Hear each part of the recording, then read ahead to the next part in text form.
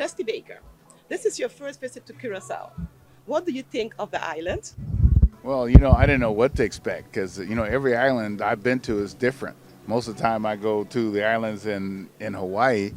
I don't come to the Caribbean that much, but I'm telling you, this is a beautiful place with beautiful people. And, that's what makes the island most of the time are the people. And everybody's so respectful. They're kind. They're very generous. They feed you all the time. I never eaten so much all day long as here, but I mean it's a beautiful thing. Just being around the guys and being around seeing the great players from here and seeing the future players that you'll be hearing about from here. What do you think of our youth baseball talents? Well, I tell you, I'm talking. Yesterday, I was out at DD Deeds, and they had a bunch of little kids. I'm talking 5 to 8 years old, and these little dudes, I see why they win the World Series because they train them. They train them young. They train them correctly. When I'm watching Ozzie work with the second baseman, I'm watching Bogarts work with the shortstops, and I mean these kids are way, way advanced on any kids that I know of. And I started following Curaçao baseball when they were going to the World Series as Little League, and I was trying to figure out who are these kids. And then they won, and then they start producing big leaguers on this little island. And man, they got some tremendous players coming from here. So this is going to be the next real hotbed, which should have been already, of talent and discovering players. What's your experience with our Curaçao players in the MLB? Well, my experience with them, first I had Randall Simon, Sable, and I miss Randall. I would have loved to seen him, here this time. And then they're also respectful. Like when Kenley was in LA, he would come over and make sure he said hello. Yeah, even though I saw Kenley when I was with Cincinnati Reds, he was a catcher on the national team, the Curaçao national team. And then, when I see Bogarts, he's asked me questions. He's always polite. He was polite to my son, where my son was in the Cape Cod College League.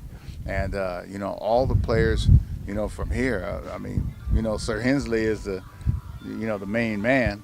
He's the one that really kind of got this started, at least professionally, I heard, in the States. So, Andrew Jones, he came in last night. I saw Andrew.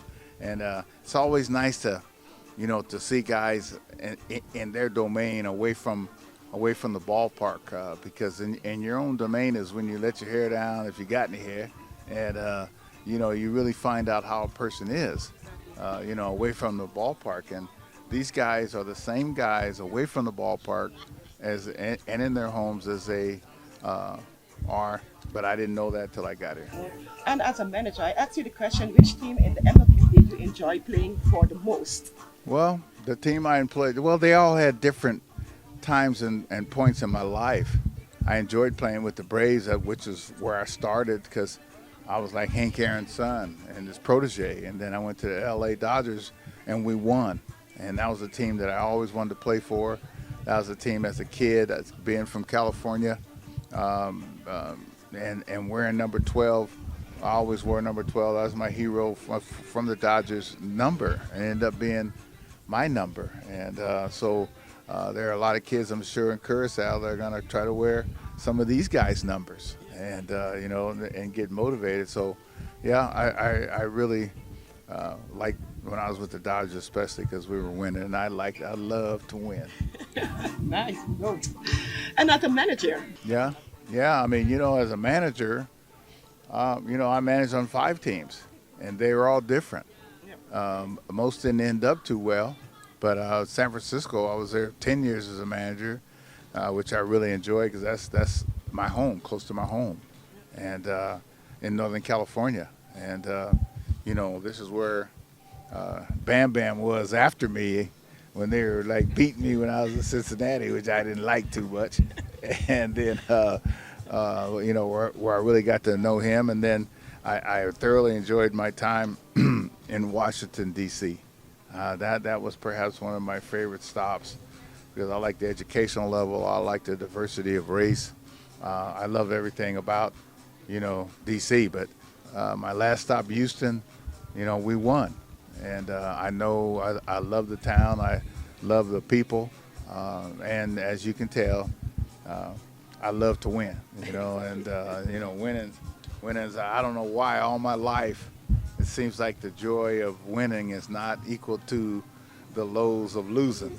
So I'll figure it out someday. We'll hear from you. Next question. You've retired from baseball. Mhm. Are you coming to live here and enjoy your retirement? Well, I don't know if I'm coming to live here or not because I live in California and all my roots are there. But I also spent a lot of time in Mexico and a lot of time in Hawaii, where I feel my greatest spiritual connection, to God. And it's very similar to here, the connection that I feel. But here it's even a more definite feeling. It's a historical, African backgrounded feeling that I haven't had anywhere in the world. And, and I haven't been anywhere in the world where people, especially, seeing African Americans speak 4 or 5 languages. I think that is the most amazing thing. I mean, and I guess Dee Dee and all the guys that went there, they just doing what comes natural. Now in the mainland United States, people are in complete amazement that they can speak, especially being African American, speak more than one language, because you're lucky to find somebody that speaks 2 languages, and most speak one, or people are amazed that I speak Spanish. Like, no, I took it in school, but I that just shows you the mixture here, and also the fact of the educational level, which I'm sure always needs improvement, but you guys are way ahead of most people. Yeah, sure. Yeah. Why retire now after winning the World Series in 2022 with the Astros? Well, I was trying to win the pennant last year. We were 1 game away from going to the World Series again, and I wanted to win one. I said if I win one, I'll win 2. And sometimes it's time to go home. Sometimes it's time to be around my son who's playing with the Nationals, to be around my grandsons who are like almost 3 and almost 4 years old, and see some of the world, because I signed at 18 years old, and I've been working ever since I was 18, and you don't get a chance to travel the way you want, because when the season ends, you're tired of traveling, you're tired of hotels, you're tired of getting on planes, and so kind of now it's my turn, to go watch my son play, but I'm still going to have my hands involved in something, because like my dad told me years ago, he says, the Lord wouldn't have put you in this situation of learning wisdom and knowledge from the greats that preceded me. It's not yours to harbor and take it with you. It's yours to spread to the next generation. So this is part of I told my wife, this is part of my Marcus Garvey Caribbean South American tour. Thank you. Mm-hmm. I think you're leaving on. You're leaving like tomorrow? Yeah, no, we're leaving on Monday.